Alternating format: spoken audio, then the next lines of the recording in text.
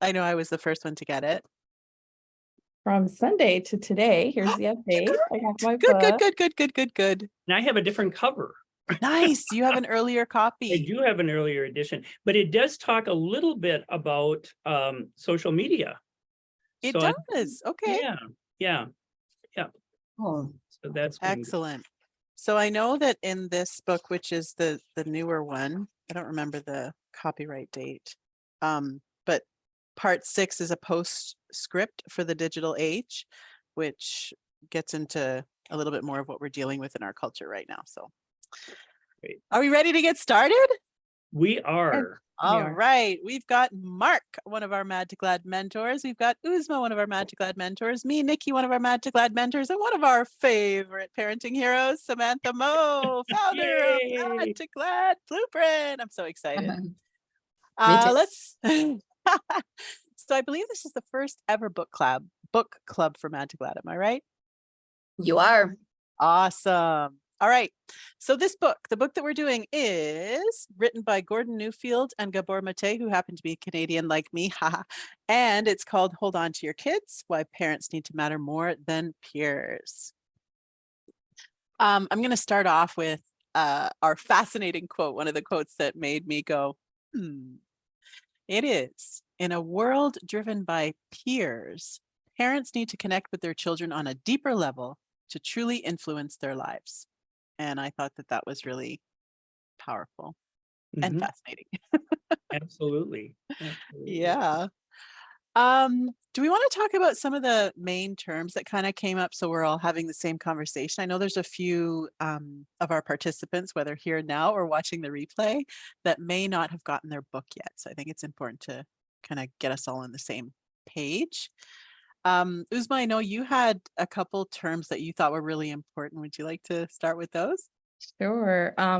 Hi, everybody. So I think the first thing that popped out for me was the term peer orientation, because I think when I think of orientation, it's about, your space in a place.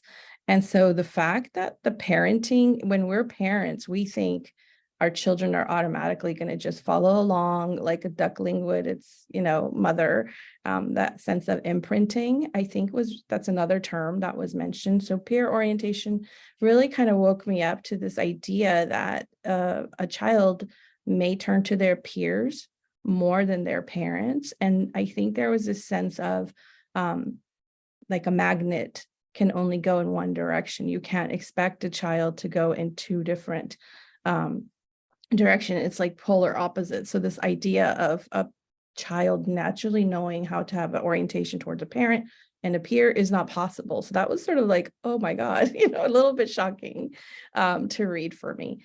And so peer orientation popped out, imprinting, this notion that what happens to a duckling if they don't find their mother is they imprint with whatever they find nearby. And I remember actually, Samantha, you talked about that in your Mad to Glad. That's where I kind of really first learned about it. So I think it even connects with everything we've talked about in the Mad to Glad blueprint. Yeah, and I was just listening to that last night and this morning as I was staying caught up with everybody here as we're reviewing part 1 today. So the first 3 chapters. And it was really interesting when they used the duckling imprint analogy. I didn't write it down because I have the audio version, but it said something like to animal, human, or machine. I think it was talking like an electric toy car or something, like whatever the Mhm. duckling is exposed to, it will imprint upon. And I'm in agreement with you on how fascinating that topic is with peer orientation, to say, if there's not a strong parental presence and there is a strong peer presence, that is going to influence your child's identity and behavior towards you. Mhm. The other part that's kind of fascinated me, and it's a term that got thrown out, not thrown out, but mentioned in the book, is the compass point. And so I was thinking, and many of you might think as you're reading this book, does this mean that the child can't have friends? Are we not supposed to socialize, our kids? Because what the authors explained was that this is a recent phenomenon, really in the last 50, 60 years after World War II, actually, this concept that a child's influence will be more than the family or the extended family. So the compass point is, what happens if your compass point naturally, like in the animal kingdom, the baby turns to their mother usually. And so this is where that idea of peer orientation and attachment, so if you want to talk, Mark or Nikki or Samantha, about attachment, and they mentioned 6 ways, and I think it's in chapter 2. I actually wanted to touch on something that I think is near and dear to my heart as a Mad to Glad mentor, is the fact that, the difference between the parental connection versus the peer connection is that peer relationships are, fun and exciting and modern and cool and, all of those things that kids want to be.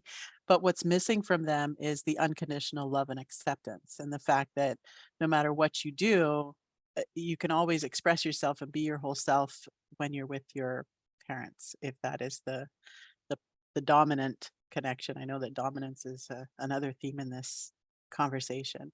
And I mean, what came to mind for me when I was reading that part, I'm a teacher, an elementary teacher, so I deal with the littles, and I see a lot of things that can really leave a hole in your heart.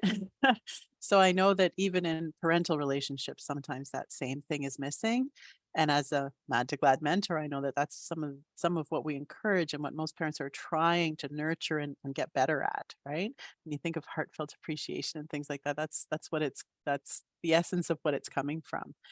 And in this book, it talked a lot about suicide and how, it just kind of where that comes from. I won't get into it. I'll let you read that part because that could just take over our whole our whole conversation.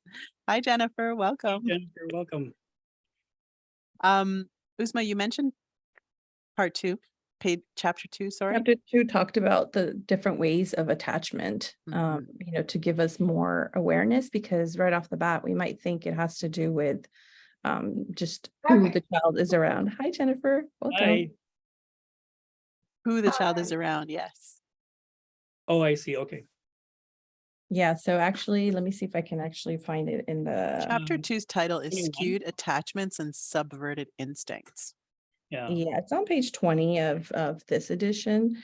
It goes and talks about the different ways, how basically a child can feel lost and disoriented if they don't have, that connection or that the compass point, which we naturally assume would be a parent. It could, and what I found interesting, because I'm in education too, and so Nikki, I'm sure this might have been something you thought, is this notion that if it's not the parent, really, the authors recommend that it would be maybe a teacher would be the one who would serve as that guide for the Often, child. yes.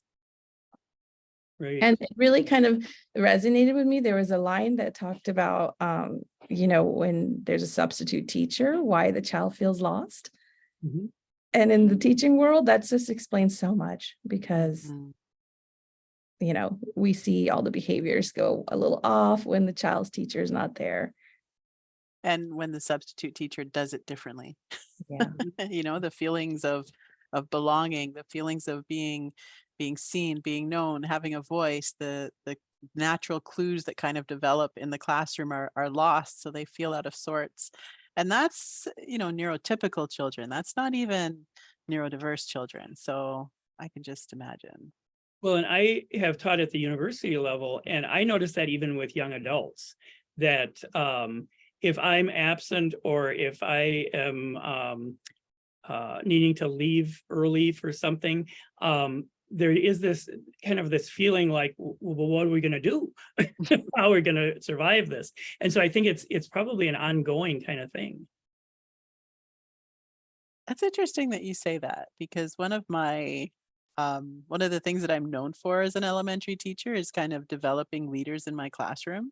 So we practice a lockdown drill. Well, that's a bad example. We practice, if you have a substitute teacher and we didn't have our usual presentation on the screen, or if we didn't have this particular book, what would we do? If we didn't have enough printouts, what would we do? So sometimes I throw a wrench and I get them to figure it out, just to kind of give them that feeling of we can do this. We got this, you know, and that's all part of Yeah, the same thing, you know, belonging and connection and just everything that we really emphasize even in Mad to Glad when we look at the continuum. absolutely. Yeah. With the Mad to Glad and not only the connection to parents and to extended family, but also the whole idea of having a child have a voice. And I always say voice and choice. And red light parenting and so on. I think it all just kind of meshes together in terms of attachment and connectedness and belonging. Yeah. Can I just say that so again, I'm from Canada. I won't say that anymore. But we finished school at the end of June. So I'm only a week into summer holiday. And I started reading this in June because there's just a lot going on at the end of the school year. And I felt like it was kind of a heavy read. I'm like, wow, there's a lot of words on this page. And there's so much in there that I feel like I want to reread it already. And I'm only on chapter 1. Whoa. So that is why I actually invested in the Audible version so I can listen to it first and then I can read it with the words. So that was my personal choice because that's the way that I learn best. And, you know, with what I do and what we do, it's kind of important to know I agree totally. deeply what it is that we're sharing here and And sharing in the book club. that's what I want to throw out to anybody watching this after our live, that if you find yourself going, huh, after you read it, this book is one of those that you can actually reread. I read chapters 1 through 3, I think at least 2, 3 times. And I heard the Audible because some of it was just not sticking. And I felt like I wanted that strong foundation. So, you know, hopefully anybody who hasn't read those yet can take the next couple of weeks, and anybody jump in. You know, we'd love to hear from you too, Jennifer, about what part really caught, like it was an aha for you as you were reading the first 3 chapters. Anything kind of like really stick out for anybody? Well, I did, I've read the first 3, and I'm a social worker therapist, so clinical social worker. And so yeah, it was interesting to me to think about just sort of that like compass, and you know, how it is sort of like this like polar thing, you know, like if we've got it all in one direction, it's hard to like also, you can't have it in the other. So it's like you've got an either or kind of situation. And I do feel like with my observations from clients that I've had over the years, that there is a definite, you know, trend of this peer orientation. And I think that when we are looking at like school functioning, I think that my husband's a high school teacher. And so I think that, you know, he reflects a lot of times on how there's been a change since he started back in like 2005 to how connected he can feel relationally to his students.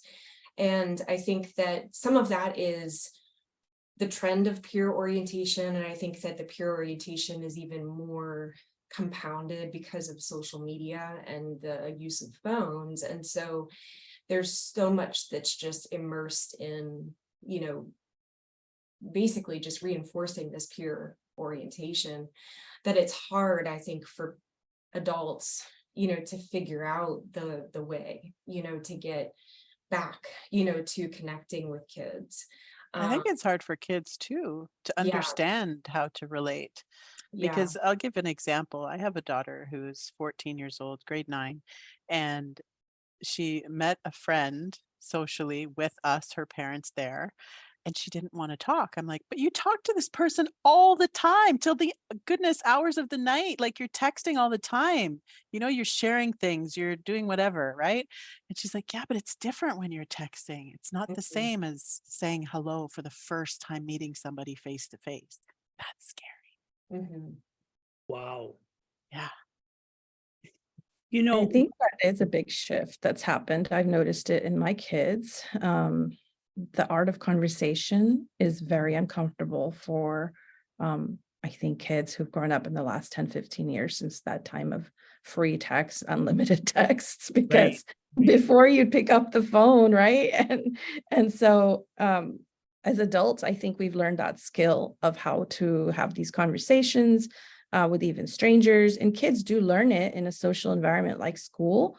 But I was just listening to this podcast on my drive over to work, and it talked about even for adults, like having adult friendships, if it's not cradled and surrounded in an environment like work or family, it's really hard to venture out to make friends. And so if we think of kids, you know, this all their friendships or struggles essentially do come from a school environment at the onset, because all those friends are going to impact them and influence them.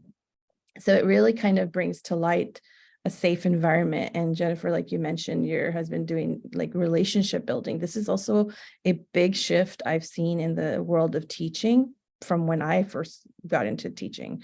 This idea that, and the authors mentioned this, that behavior, you know, it's not focusing on your child's behavior, focus on relationships. So if you think your child's misbehaving, it's really about something going on in the relationship. And so the more teachers and educators can do that, and parents, of course, I think we're going to have more answers, because and of course, parenting is such a vastly difficult topic in general.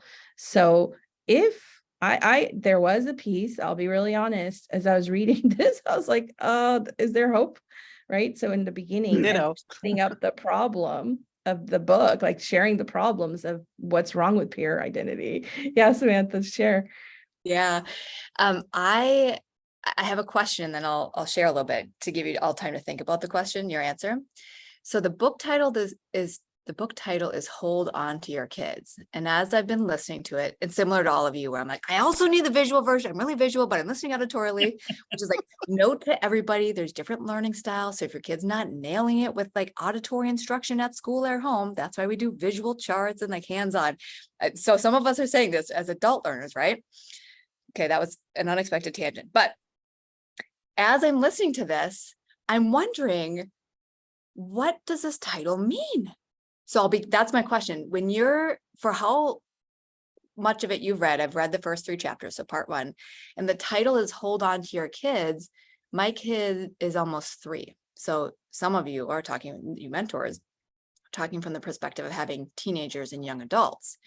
So when I'm listening to this, it's like, hold on to your kids. They're talking about screen time, the influence of that. They're talking about friendships and school relationships. They're talking about how after World War II, instead of being like communal living where there's other adults in close proximity to you, caring for your child, being in relationship with you, it's like going backwards historically and saying, we had more influence on our kids that many years ago, 80, 60, 80, whatever years ago, before World War II. And so when I'm thinking about a 3-year-old, I'm like, well, this speaks to my heart, because most of y'all know I'm pretty crunchy and granola in my personal life. And I thought I was going to homeschool my child and like spend all this quality time together. And I knew that the way I was relating to my sisters and my friends was going to influence his social skills, even if he wasn't with a bunch of other kids. But when I think about him getting older, because I'm not going to be a homeschooler, it turns out, once he was 3 months old, I'm like, oh, I guess I'm not going to be doing this all the time for the next 18 years. When he turns 3 and in fall, he's going to start at a nature preschool 3 mornings a week.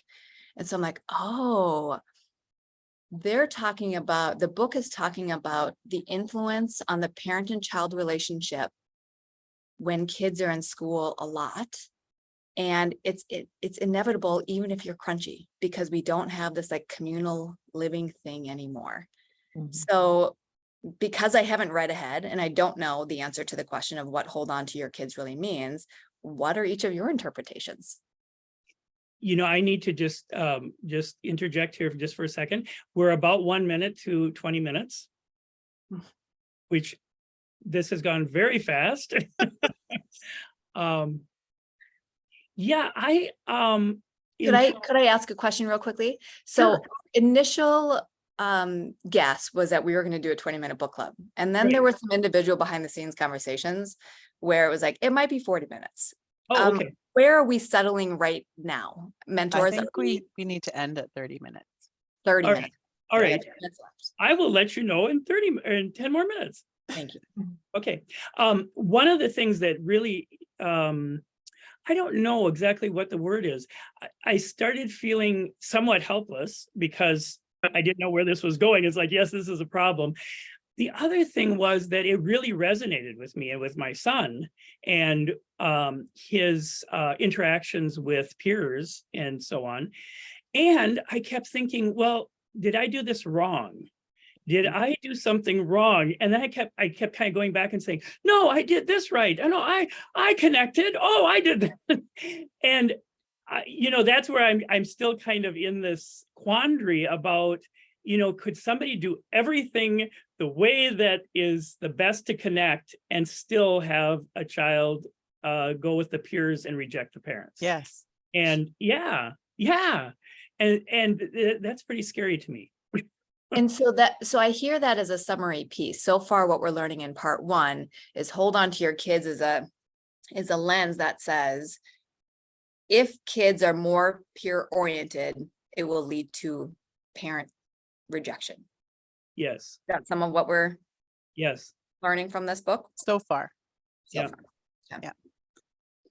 And it's kind of ebbs and flows. I think as I was reading, there were so many things that were entering into my mind. But the thing that after thinking about it, is that there have been times when we were totally rejected.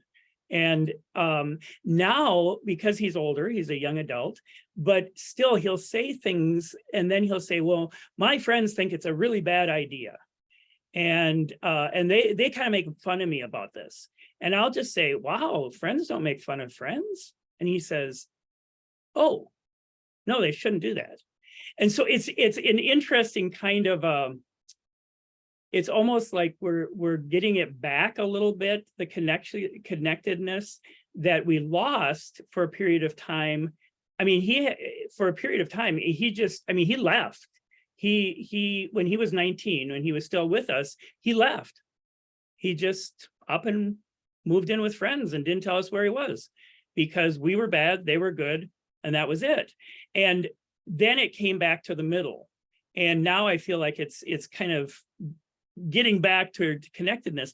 But yeah, I have a lot of questions. Can I jump in?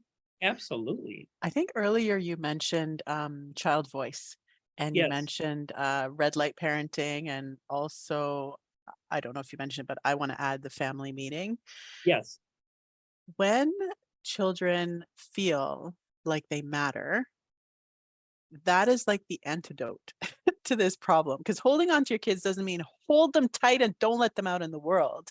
Right. It means give them a chance to still come back to the nest and feel safe in the nest and secure in the nest. So I think that whole connection, that whole, I have a voice, I'm important, I matter, I can make mistakes and still come back, I can tell the truth, and although there are consequences, I am still honored as a human and an individual who is unique, right? I think that the essence, and again, my kids are 10 and 14. Mark's son is in his 20s. 21. I think Uzma, yours are in your 20s as well. And we're all Mad to Glad mentors and coaches. So having kind of been through the blueprint and practiced the blueprint and seeing, what is it now, 4 years, 5 years later, the impact of it, I think that this foundation is kind of what the book is saying we need to survive.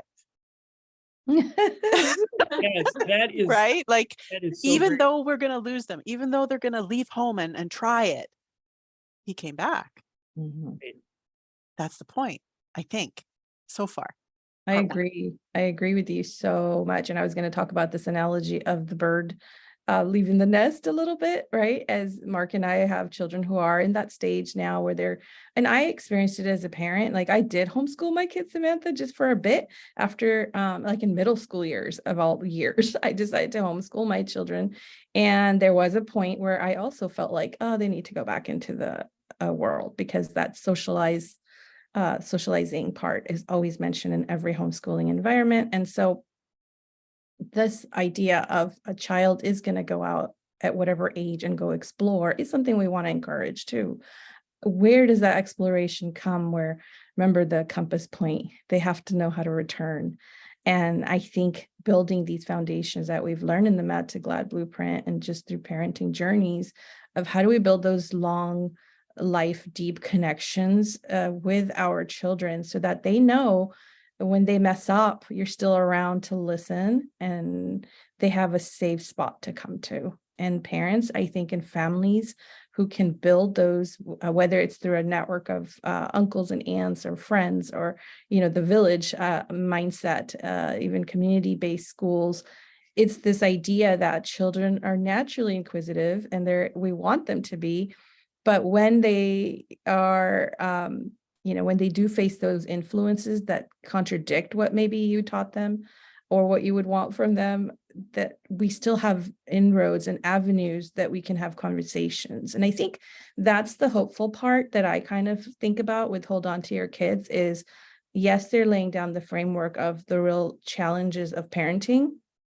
but I'm hopeful. I haven't read the book in other parts either, but from a previous read a long time ago, I feel like they do give you a lot of ideas later on. I'm looking forward to seeing some of that because you do feel a little bit scared at this point, like, am I doing this wrong? And Samantha, like, I almost wish I was in your shoes where I had a 3-year-old where I could do it over. And that's the thing of parenting, even when you're done and the parents of younger kids are going to say, wow, you're sitting from this lens of being done with your kids. And I almost feel like, can I get a redo? So to bring it back to Mad to Glad, it does remind me of the Kaizen approach. Like, you got to take it slow and steady. You have to just remind yourself, like, you have good intuition and there are things as parents, no matter where we are in our journey with our children, whatever age they're at, there are some naturally intuitive things we're doing that's correct. And hopefully this book will be a good reminder of practicing certain things that maybe we aren't thinking about. Mhm. Yeah. If Jen, if you would like to share what the title means to you as well, there's certainly space to do that, even though we're coming towards the closure here. And I'm going to type in the chat box personally what my Kaizen move will be at this point of reading, if anybody else feels like they want to chat that as well. And then I know you all are going to wrap us up in the way that you have planned already. But Jen, we'd love to hear from you too. Yeah, so just really quickly, I think Hold On to Your Kids is to not forget that you have this role, in their life. And I think that we can get really busy as adults too, and it can be hard. It made me kind of think about like the happy chemicals, piece of Mad to Glad, and how do you find those opportunities for connection where it's, kind of guided by the child, so that there is this sense of, like mattering, and that it's not just about our agendas, that it's, also about the investing that we're doing, in our child's lives to continue to have them want to have the compass towards us. So I think that, yeah, that's kind of what I'm taking away from it at this point. Yeah, beautiful. Sounds like we've all left on a similar note, right? First we were questioning and now we're like, we got this. We have the tools to do this. Baby steps. Kaizen. One of the things that really struck me last night is our son came over and we were trying to fix his phone. But at any rate, he was watching some little videos and he said, you have to see this. I have to show you this video. And my first thought was, I don't like your videos. I don't find them funny. And I thought, and it just really hit me was he wants connection. He wants to connect with me in this way. And I said, well, right now we're right in the middle of fixing your phone. So how about as soon as we get done, I'll listen to the video. And he said, all right. And then we did. And it was just a really nice moment. And it was like, it was not, would you come and play with me? But it was the same kind of thing where it was just, would you listen to this video with me? And yeah, that was very nice. It was a nice reminder. Connection. Yeah. And Connection. Kaizen. So we are at about 30 seconds from That's it. Connection and Kaizen. yay. So anyway. All um, right. This If has you been just haven't great. got your book yet, please go ahead and get it. And we'll be back. Oh dear. Is it the 20? It's a Tuesday, right? Yeah. I can't think right Sorry, off. I didn't Got have that it. open. Yep, I've got it open. So it's posted on in Facebook. Our next date is Tuesday, July 25th at the same time. We're going to cover part 2. So that's pages 47 to 96 if you have a paper book. And then starting in August, so the 2 sessions in August and the 2 in September are going to be Sundays at 11 a.m. Central. So like we said, it's on Facebook, but one more Tuesday this month. Awesome. Thank you all so, so much. And thank you, Jennifer, for joining us. Thank you for having Thank me. I you. appreciate it. Take Thanks, care, everybody. guys. See you in 2 Take weeks. care. Bye. See you next time. Bye-bye. Thank you. Bye.